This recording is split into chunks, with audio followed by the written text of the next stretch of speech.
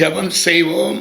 பரிசுத்த பிதாவே, நல்ல ஆண்டவரே, நாங்கள் உம்மை வாழ்த்துகிறோம், வணங்குகிறோம், போற்றுகிறோம், மகிமைப்படுத்துகிறோம். அருமையான இந்த வேளையிலும் இயேசு தந்த புது வாழ்வு ஊழியத்தின் சார்பாக கர்த்தருடைய நாம மகிமைக்காக இந்த டிவி நிகழ்ச்சிக்காக நான் கர்த்தரை துதிக்கிறேன். வார்த்தைக்காக கடந்து செல்ல ஆசைப்படுகிறேன். வார்த்தையின் தலைப்பாக ஏசாயா தீர்க்கதரிசி புஸ்தகம் 48வது அதிகாரம் 10வது வசனம். இதோ உன்னை புடமிட்டேன், ஆனாலும் வெள்ளியைப் போலல்ல, உபத்திரவத்தின் குகையிலே உன்னை தெரிந்து கொண்டேன். அல்லேலூயா. ஜெபம் செய்வோம். பரிசுத்த பிதாவே, நல்ல ஆண்டவரே, நாங்கள் உம்மை வாழ்த்துகிறோம், வணங்குகிறோம், போற்றுகிறோம். இந்த நாளிலும் இயேசு தந்த புது வாழ்வு ஊழியத்தின் சார்பாக கர்த்தருடைய வார்த்தையை டிவி நிகழ்ச்சி பதிவு செய்வதற்காக ஆயத்தப்படும்படி உதவி செய்தீர். கர்த்தாவே, பேசும், நாங்கள் கேட்கிறோம். இயேசுவின் நாமத்தில் பிதாவே, ஆமீன். அன்பானவர்களே, வார்த்தையின் தலைப்புக்காக ஏசாயா தீர்க்கதரிசி புஸ்தகம் அதனுடைய 48வது அதிகாரம் 10வது வசனம். இதோ உன்னை புடமிட்டேன், ஆனாலும் வெள்ளியைப் போலல்ல, உபத்திரவத்தின் குகையிலே உன்னை தெரிந்து கொண்டேன். அல்லேலூயா. பிரியமானவர்களே, கர்த்தருடைய வார்த்தை நமக்கு சொல்லுகிறது, நம்மை ஒவ்வொருவரையும் இந்த உலகத்திலே ஆண்டவர் தெரிந்து வைத்திருக்கிறார். ஆண்டவராகிய தேவன் உலகத்தை சிருஷ்டித்தார். எல்லா சிருஷ்டிப்பும் முடிஞ்சு அவருடைய சாயலாக மனிதனை உருவாக்கினார். மண்ணினாலே மனிதனை உருவாக்கி ஜீவ சுவாசத்தை கொடுத்து அவருடைய பிள்ளைகளாகி நம்மை உருவாக்கி வைத்திருக்கிறார். நம்முடைய தாயின் கருவிலே நம்மை தெரிந்து கொண்ட தேவன். வேதம் சொல்லுகிறது, உபத்திரவத்தின் குகையிலே நம்மை தெரிந்து கொண்டார். அன்பானவர்களே, உபத்திரவம் என்கிற தலைப்பிலே கர்த்தருடைய வார்த்தையை நான் உங்கள் மத்தியிலே கொண்டு வருவதற்கு ஆசைப்படுகிறேன். உபத்திரவம் என்றால் நமக்கு அது சொல்றது கஷ்டமாக இருக்கும்.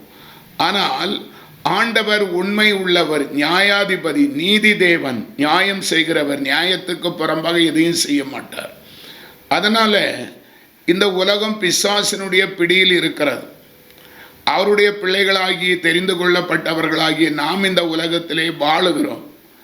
அதனால் நாம் கரைத்திரை பிழையற்றவர்களாய் வாழும்படி, ஆண்டவருக்கு சொந்த ஜனமாய் இருக்கும்படி, நம்மை குறித்து யாரும் குற்றம் சாட்டாதபடி நம்மை வாழ வைக்கிற தேவன் பாருங்க.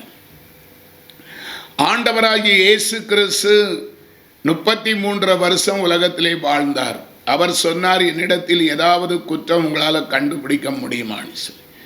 அவர் தேவனாகிய கர்த்தர் பரிசுத்தராகவே வாழ்ந்து தன்னுடைய ஓட்டத்தை ஓடி முடித்தார்.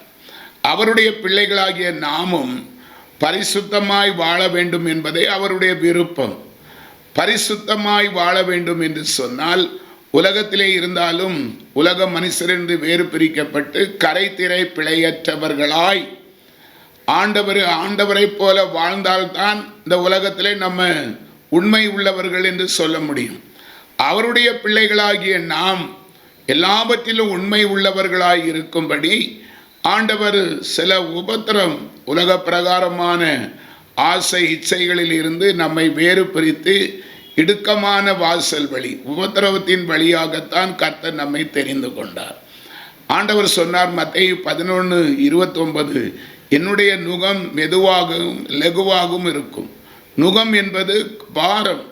அவர் நமக்கு கொடுக்கிற நுகம் மெதுவாயும் லகுவாயும் இருக்கும். நுகத்தை சுமக்கிற ஒரு அனுபவம், இடுக்கமான வாசல் வழியாய் கடந்து செல்கிற ஒரு அனுபவம். அன்பானவர்களே, தயவு செய்து நம்மை குறித்து யாரும் குற்றம் சாட்டப்படாது என்பதை ஒரே எண்ணத்தில் வாழ்கிறதுனால நம்ம இந்த நெருக்கத்தின் வாழ்க்கை ஆண்டவர் நமக்கு அடையாளமாக வைத்திருக்கிறார். வனாந்திரத்தை சந்திக்காமல் நம்முடைய வாழ்க்கை சீர்பெறாது. பாடுகள் இல்லாமல் பரலோகம் போக முடியாது.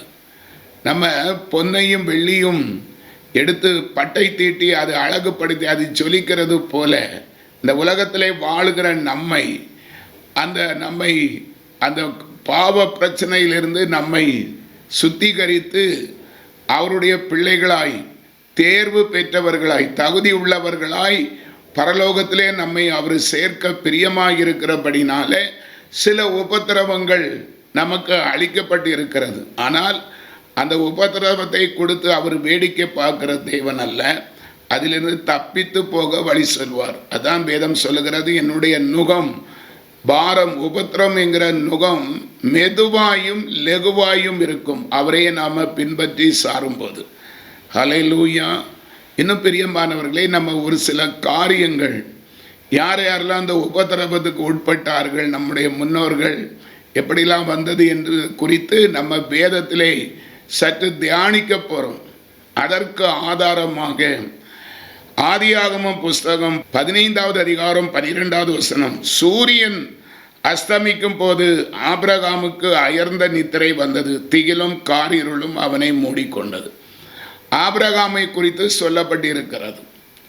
அவன் ஆண்டவருக்கு பிரியமானவன், விசுவாசிக்கிறவதில் வல்லவன், ஆண்டவருக்கு சாட்சியாயிருந்தவன்.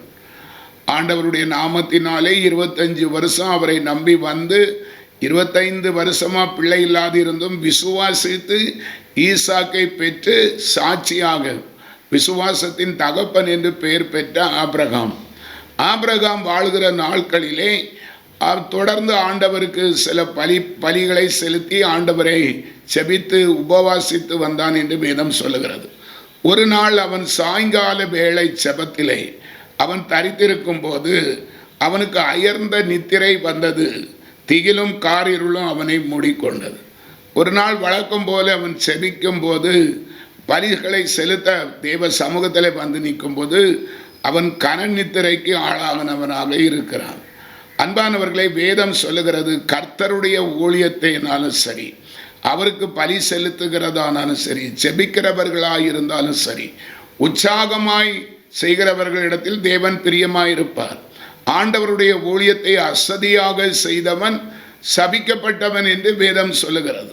எனக்கு அன்பானவர்களே, அப்படி ஆபிரகாம், தேவனுக்கு பிரியமான ஆபிரகாம், அன்னைக்கு சாயங்காலம் பலிகளை செலுத்தும் போது அவன் அயர்ந்த நித்திரை செய்தபடினாலே அந்த பலிகளின் மீது பறவைகள் வந்து இறங்கி தீட்டுப்படுத்தினதினாலே ஆண்டவருடைய கோபம் அவன் மேலே வந்ததாக சொல்லப்பட்டிருக்கிறது.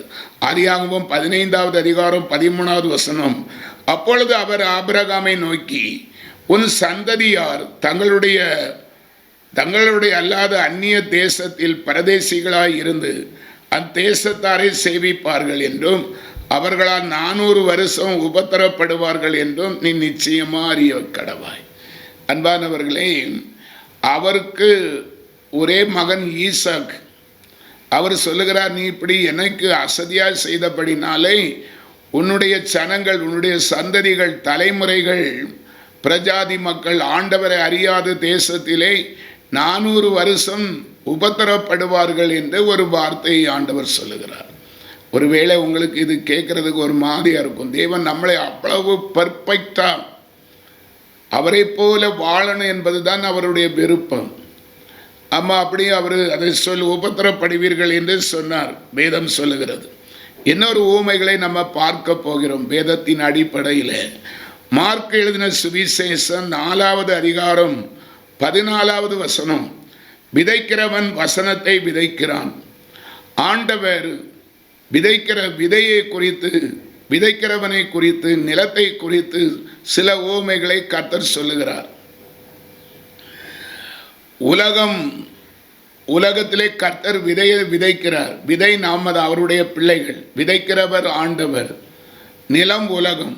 அன்பானவர்களே, உலகம் என்கிற நிலத்திலே விதையை விதைக்கிறவராகிய தேவனாகிய கர்த்தர் நம்மை விதைக்கிறார். பாருங்க, விதைக்கிறதாக சொல்லப்பட்டு இருக்கிறது. மார்க் 4:15, வசனத்தை கேட்டவுடனே சாத்தான் வந்து அவர்கள் இருதயங்களில் விதைக்கப்பட்ட வசனத்தை எடுத்து போடுகிறான். இவர்களே வசனம் விதைக்கப்படுகிற வழி அருகே வானவர்கள்.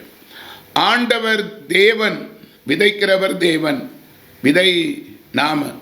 நிலமாகிய உலகத்திலே விதையை விதைக்கிறார். சில வகை விதைகள் வழியோரம் விழுகிறது, அதில் பறவைகள் வந்து அதை பறக்கி கொண்டு போய்விடுவது வேதம் தெளிவாக சொல்லுகிறது. இன்னும் நம்ம வேதத்திலே பார்ப்போம் என்று சொன்னால், அந்த மார்க் 4:16, அப்படியே வசனத்தை கேட்டவுடனே அதை சந்தோஷத்தோடு ஏற்றுக்கொண்டும். இந்த வகை விதை கற்பாறையில் விதைக்கப்பட்ட விதை. ஆண்டவர் விதைக்கிறார். சில விதைகள் வழியருகே விழுகிறது, சில விதைகள் கற்பாறை மேலே மண்ணு, கொஞ்சம் மண் இருந்து அதில் விழுகிறது. அந்த மண்ணுக்கு மேலே விதை விழுந்தோடனே வளர்கிறது. ஆனால் அதில் மண் இல்லாமல் பாறையாக இருக்கிறதுனால அது வாடி போகிறது. சில விதைகள் மனிதர்களை குறித்து ஆண்டவர் தெளிவாக சொல்லுகிறார். சிலவர்கள் ஆண்டவரை ஏற்றுக்கொண்டவுடனே சந்தோஷமாக இருப்பார்கள். அதை பற்றி ஆண்டவர் சொல்லுகிறார். இன்னும் பாருங்க, மார்க்கு 4:17, தங்களுக்குள்ளே வேர் கொள்ளாதபடியால் கொஞ்ச காலம் மாத்திரம் நிலைத்திருக்கிறார்கள். வசனத்தின் நிமித்தம் உபத்திரமும் துன்பமும் உண்டானவுடனே இடரல் அடைகிறார்கள். இவர்களே கற்பாறை நிலத்தில் விதைக்கப்பட்டவர்கள். அல்லேலூயா. வசனத்தை, பிரசங்கத்தை கேட்டவுடனே சந்தோஷமாக ஏற்றுக்கொள்வார்கள். இனி ஆண்டவர் தான் எனக்கு எல்லாம், ஆண்டவரை விட்டு விலக மாட்டேன், கர்த்தர் தெய்வம், அவர் என்னை காப்பார், இப்படியெல்லாம் அநேக அவசரமாட்டு ரொம்ப ஆசையாட்டு வந்தது போல இருப்பார்கள். அந்த விதையானது கற்பாறைக்கு மேலே கொஞ்சம் மண் இருந்து விழுந்து அது வேர் விடும்போது அதுக்கு பாறைக்கு கீழே வேர் போகாத முடியாது, வாடி போகும். அதே போலத்தான் உலக பிரகாரமான சில பாரங்கள், கஷ்டங்கள் மனுஷனுக்கு வரும்போது தேவனை விட்டு பின்மாறி போகிறதை நம்ம அநேக விசுவாசிகள் என்று சொல்லுகிறவர்கள் கூட அப்படி இருக்கிறதை நம்ம பார்க்கிறோம். இன்னும் பாருங்க, அந்த மார்க் 4:18 சொல்லுகிறது, வசனத்தை கேட்டும் உலக கவலைகளும் ஐஸ்வர்யத்தின் மயக்கமும் மற்றவைகளை பற்றி உண்டாகிற இச்சைகளும் உட்பிரவேசித்து வசனத்தை நெருக்கி போட அதனால் பலனற்று போகிறார்கள். ஆண்டவர் பொய் பேசுகிறவர் அல்ல, சத்தியத்தை சத்தியமாக பேச விரும்புகிறவர், உண்மை உள்ளவர், நியாயாதிபதி. எதிலுமே அவரை நம்ம என்ன செய்ய முடியாது, குறை கண்டுபிடிக்கும். அவருடைய பிள்ளைகளுக்கும் அப்படித்தான் அவர் உபதேசிப்பார்.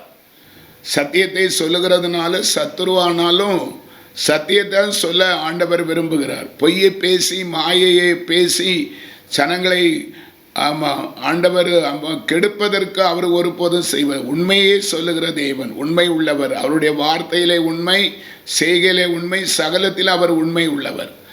அப்படி அந்த சத்தியத்தை சொல்லுகிறதுனால கேட்கிறவர்களுக்கு இந்த உலக பிரகாரமான கேட்கிறவர்கள் ஆசை வர உலக பிரகாரமான ஆசை உள்ளவர்களாய் வீடு வாசல் சொத்து சுகம் ஆஸ்தி அந்தஸ்தி சமாதானம் சந்தோஷம் மகிழ்ச்சி எல்லாம் இந்த உலகத்துக்குடைய காரியங்களை நினைத்து வருகிறவர்களுக்கு கர்த்தருடைய உபதேசம் கொஞ்சம் கடினமாக இருக்கும்.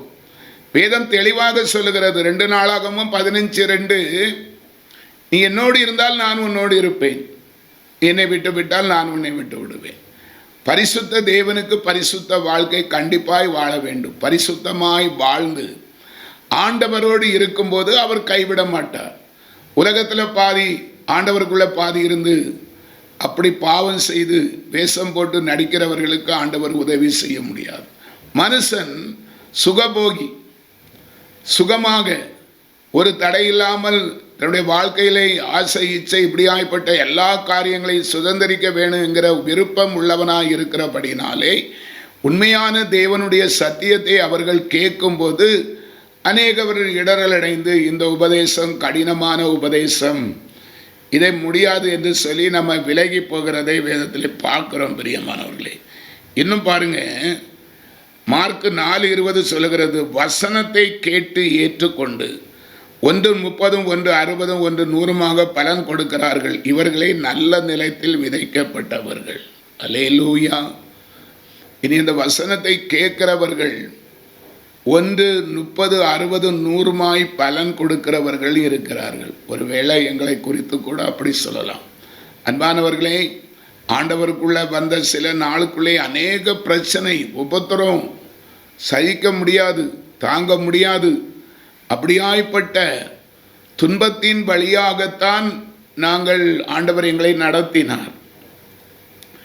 ஆனாலும் எங்களுக்குள்ளே ஒரு உறுதியான அன்பு இருந்தது கிறிஸ்துவை குறித்து. ஒரு காலத்திலே ரட்சிக்கப்படுவதற்கு முன்பாக ஆண்டவருடைய நாமத்தை தூஷித்து இருக்கிறேன், வேதத்தை கிழித்திருக்கிறேன், ஊழியக்காரர்களை துன்பப்படுத்தியிருக்கிறேன். அப்படியாய்ப்பட்ட துன்மார்க்கன்தான் நான். ஆனால் ஆண்டவராகி இயேசு கிறிஸ்துவின் அன்பை ருசித்தது, கர்த்தர் நல்லவர் என்பதை ருசித்து பார்த்த நாள் முதல் உலக பிரகாரமான பிசாசனுடைய தடைகள் அநேகம் இருந்தும் அவை எல்லாவற்றிலும் ஆண்டவருக்குள் அன்பு கூற தேவன் எங்களுக்கு, எங்கள் பிள்ளைகள், குடும்பங்கள் எல்லாத்துக்குமே கிருபை செய்தார். தேவன் அன்பை விட்டு விலகாதபடி. இன்னைக்கும் பிரியமானவர்களே, நாம கொஞ்சத்திலும் உண்மையாய் இருந்தால் நம்மை அநேகத்தில் அதிகாரியாக வைப்பேன் என்று ஆண்டவர் சொல்லுகிறார். ஆண்டவருக்கு பயந்து பரிசுத்தத்தை காத்து கொண்டு உண்மையும் உத்தமமாய் வாழ்வதற்கு தன்னை அர்ப்பணிக்கிற மனுஷனுக்கு அநேகத்தில் ஆண்டவர் அந்த மனுஷர்களை அதிகாரியாக வைப்பார். உதாரணத்துக்கு பாருங்க, துன்மார்க்கமாய் வேதத்தை கிழித்து ஊழியக்காரர்களை அடித்து தேவ நாமத்தை தூசித்த எங்களை, நானும் என் மனைவியும் ஆண்டவருக்கு எதிராக செயல்பட்டவர்கள். ஆனாலும் ஆண்டவரை தேடுகிறபடினாலே இன்னைக்கு தேசத்திலே அநேக சுவிசேஷ அறிவிக்கத்தக்கதாயும் நன்மையான ஈவுகளை பெற்று ஆண்டவருடைய கிருபையினாலே, இரக்கத்தினாலே அநேக சாட்சிகளை எங்கள் வாழ்க்கையிலே நடக்க ஆண்டவர் நடத்தின சாட்சிகளை வேத வசனத்தோடு, வேத வாக்கியத்தோடு, வசனத்தோடு சாட்சியாக பகிர்ந்தளிக்க ஆண்டவர் எவ்வளவு கிருபை தந்திருக்கிறார் பாருங்க. அதுதான் நல்ல நிலத்தில் விழுந்த விதை 1, 10, 30, 60, 100 பலன் கொடுக்கும். அதைத்தான் ஆண்டவர் ரொம்ப ஈஸி. பிரியமானவர்களே, கர்த்தருடைய அன்பின் ஆழம், அகலம், நீளம் ஒருவராலும் வர்ணித்து முடிக்காத அன்பின் தெய்வம். யாரையும் கஷ்டப்படுத்தி துன்பப்படுத்துகிற, உபத்திரப்படுத்துகிற தேவன் அல்ல.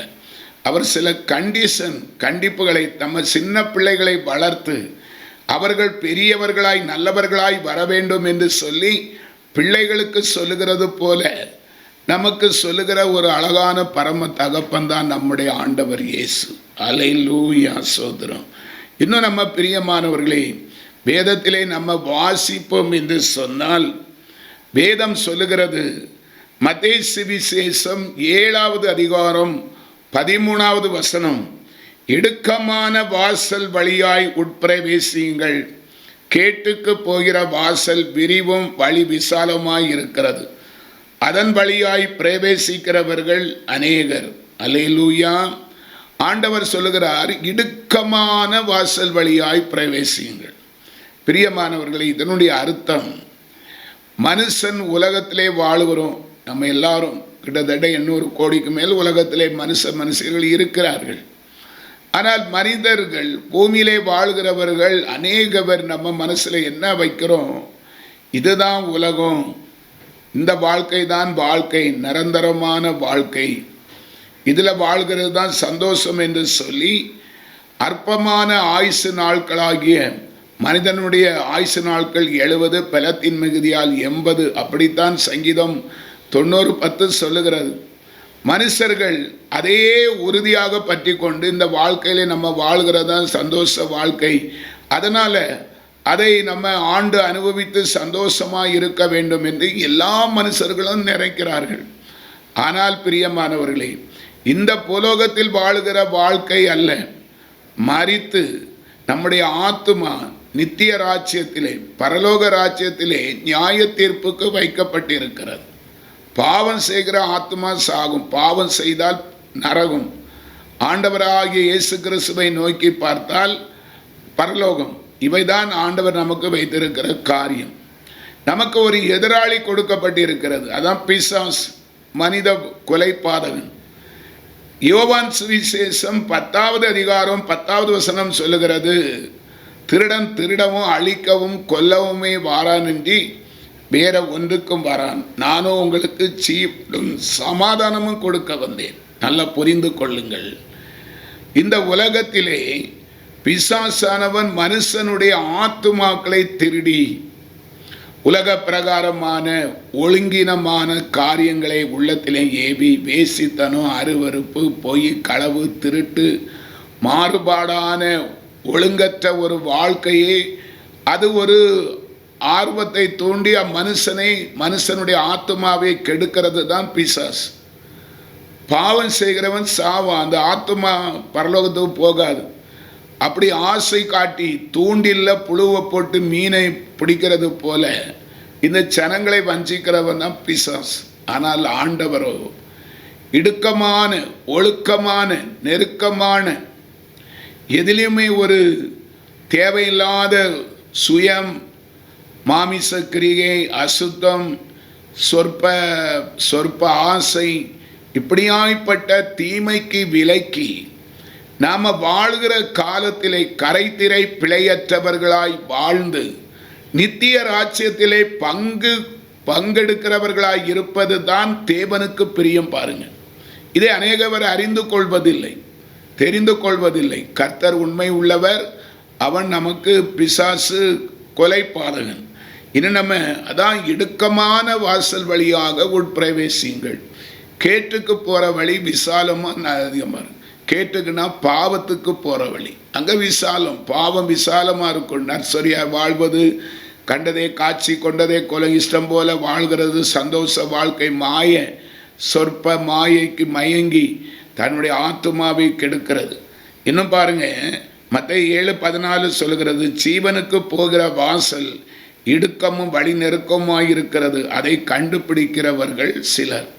அன்பானவர்களே, ஆண்டவராகிய இயேசு 33 இளம் வயசு வாலிபர். அவர் இந்த பூமியிலே நம்மை போல சாதாரண மனிதராக தான் தேவன் அவரை ஒப்பு கொடுத்தார். கலாத்தியர் நிருபத்தில் அவர் சிலுவை முடிவு பரியந்தமும் அவர் மனித சாயலாக தன்னை தாழ்த்தினார் என்று சொல்லப்பட்டிருக்கிறது.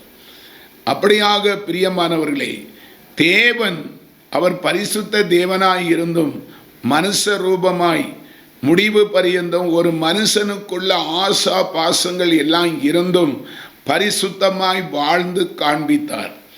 அவர் வாழ்கிறதை போல நம்மை வாழும்படி தான் நம்மை பிராக்டிக்கலா செய்முறையாய் ஆண்டவர் நமக்கு மாதிரியே வைத்து போனார்.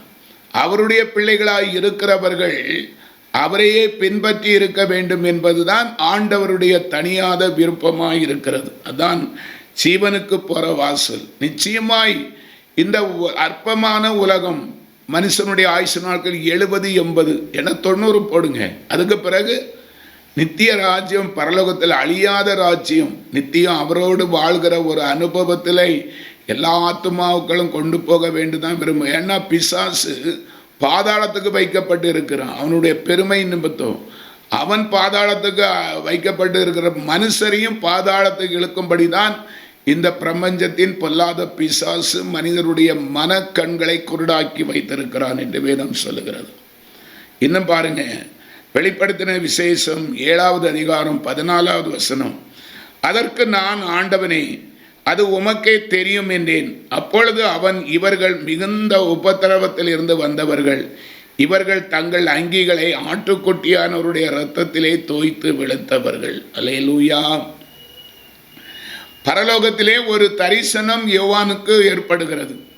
அநேக பேர் உலகத்திலே கஷ்டப்பட்டு உபத்திரப்பட்டவர்கள் அங்கே பரலோக ராஜ்யத்திலே அங்கே தங்கி இருக்கிறதை யோவானுக்கு கர்த்தர் வெளிப்படுத்துகிறார். இவர்கள் ஆட்டுக்குட்டியானவருடைய இரத்தத்தினாலும் தன்னுடைய ஆடையை தோய்த்து வெளுத்தவர்கள். பிரியமானவர்களே, அவர்களை அவரே மேய்ப்பார், அவர் கண்ணீரை அகத்துடைப்பார். அங்கே கவலை இருக்காது, கண்ணீர் இருக்காது, அழுகை இருக்காது. அதுக்கு அந்த வெளிப்படுத்தின விசேஷம் 7க்கு பிறகு உள்ளதை வாசித்து பாருங்கள்.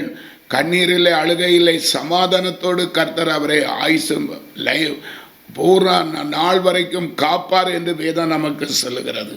எனக்கு பிரியமானவர்களே, இன்னும் நம்ம வேதத்திலே வாசிப்போம் என்று சொன்னால், சங்கீதத்தின் புஸ்தகம் 119வது சங்கீதம் 67வது வசனம். நான் உபத்திரப்படுவதற்கு முன்பாக வழி தப்பி நடந்தேன், இப்பொழுதோ உம்முடைய வார்த்தையை காத்து நடக்கிறேன். என்னைய குறித்து நான் சொல்லுகிறதாக இந்த வசனம். எனக்கு அன்பானவர்களே, 49 வயசு வரைக்கும் நான் மாமிசத்திலே வாழ்ந்தவன், இஷ்டம் போல வாழ்ந்தவன், தேவனுக்கு விரோதமாய், பரத்துக்கு விரோதமாய் பாவம் செய்து உலக பிரகாரமான மனுஷர்களைப் போல அசுத்த வாழ்க்கை வாழ்ந்த ஒரு துன்மார்க்கன். அதான் வேதம் சொல்லுகிறது. நான் சங்கீதக்காரன் சொல்லுகிறதை என்னுடைய வாழ்க்கையில சாட்சியாக நானும் சொல்றேன். நான் உபத்திரப்படுவதற்கு முன்பாக வழி தப்பி திரிந்தேன், இப்போதோ உம்முடைய பிரமாணங்களை நான் காத்து நடக்கிறேன். அல்லேலூயா! எவ்வளவு பெரிய ஸ்லாக்கியம். வழி தப்பி நான் திரிந்தேன், பாவ பழி அதை சுமந்தலைந்தேன். வழி தப்பி நான் திரிந்தேன், பாவ பழி அதை சுமந்தலைந்தேன். அவர் அன்பின் குரலே அழைத்தது என்னையே, அவர் அன்பின் குரலே அழைத்தது என்னையே. அந்த இன்ப நாளில் எந்தன் பாவம் நீங்கிட்டே, அந்த இன்ப நாளில் எந்தன் பாவம் நீங்கிட்டே. சந்தோஷம் பொங்குதே, சந்தோஷம் பொங்குதே, சந்தோஷம் எண்ணில் பொங்குதே. அல்லேலூயா! இயேசு என்னை இரட்சிப்பார், முற்றும் என்னை மாற்றினார், சந்தோஷம் எண்ணில் பொங்குதே. அல்லேலூயா! வழி தப்பி தெரிந்தவன், இஷ்டம் போல தேவனுக்கு விரோதமாய் பைபிள் பரிசுத்த வேதத்தை கிழித்தவன், ஊழியக்காரர்களை அடித்தவன், தேவ நாமத்தை தூசித்தவன், இப்போதோ அவருடைய பிரமாணத்தை காத்து நடக்கிறேன். பாருங்க எவ்வளவு அன்பு பிரியமானவர்களே, எவ்வளவாய் கர்த்தர் நம்மை நேசிக்கிறார். நீ கொஞ்சத்திலும் உன்னை தாழ்த்தி, வேதம் தெளிவாக சொல்லுகிறது, எந்த மனுஷனையும் உயிர்ப்பிக்கிற மெய்யான ஒளி. யோவான் 1:9 நினைக்கிறேன். அல்லேலூயா!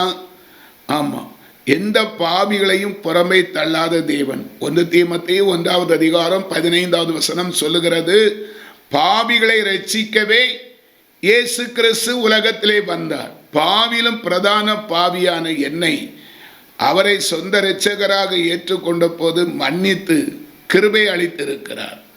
ஆமா, வழி தப்பி துன்மார்க்கமாய் இருந்த என்னை அந்த பாவ வழியிலிருந்து விலக்கி பரிசுத்தமாய் வாழவும், கர்த்தருடைய சுவிசேஷத்தை அறிவிக்கவும், தேவ அன்பிலே களி கூறவும், பாதிக்கப்பட்டவர்களுக்கு செபிக்கவும், அநேகவரை ஆண்டவருக்குள் நடத்த ஆசை உள்ளவர்களாயும் எப்படி அன்பு பாராட்டுகிறார் பாருங்க. அதான் வேதம் சொல்லுகிறது, தாவீது, நான் உபத்திரப்படும் இந்த கஷ்டம் எனக்கு வருவதற்கு முன்பாக வழி தப்பி நடந்தேன், இப்போதோ கர்த்தருடைய பிரமாணத்தை காத்து நடத்துகிறேன் என்று தாவீது சொன்னது போல என்னாலும் கூட சொல்ல முடியும். பாருங்க, இன்னும் நம்ம வேதத்திலே வாசிப்போம் என்று சொன்னால், சங்கீதத்தின் புஸ்தகம் 119 சங்கீதம் 71, நான் உபத்திரப்பட்டது எனக்கு நல்லது, அதனால் உம்முடைய பிரமாணங்களை நான் கற்றுக்கொள்கிறேன். அல்லேலூயா!